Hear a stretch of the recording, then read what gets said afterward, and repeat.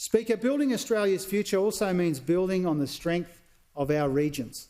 That's why we're securing banking services in country towns and flights in the bush. It's also why we're investing up to $3 billion in additional equity to complete the rollout of the National Broadband Network. Infrastructure like the NBN is essential for communities and students and businesses and to the productivity of our nation. And so are the roads and railways connecting our regions to our cities and supporting economic growth. This budget provides $17.1 billion over 10 years for these projects, including $7.2 billion to upgrade the Bruce Highway in Queensland, the biggest ever investment in the Bruce.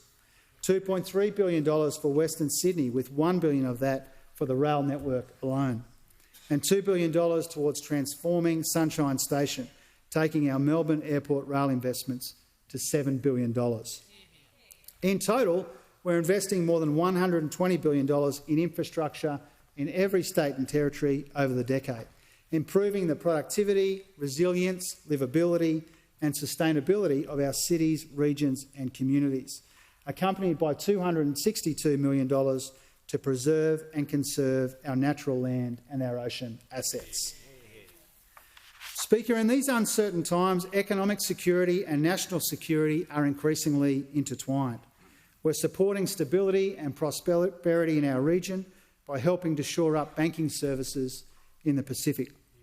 We've invested an extra $50 billion in defence by the mid-2030s to help keep Australians safe.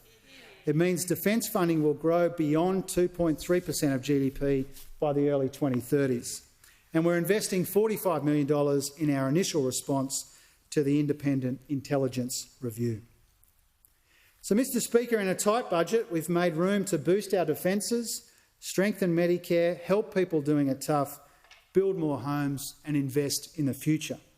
We've done all of this at the same time as we've overseen the biggest ever fiscal improvement in a single term of government.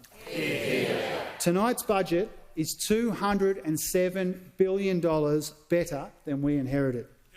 It's in better shape in every year over the forward estimates than it was 3 years ago. In our first 2 years, we posted the first back-to-back surpluses in nearly 2 decades. Our deficit this year has almost halved since we came to office. Next year's deficit is $42 billion, lower than what was forecast at the last election and lower than at the mid-year update.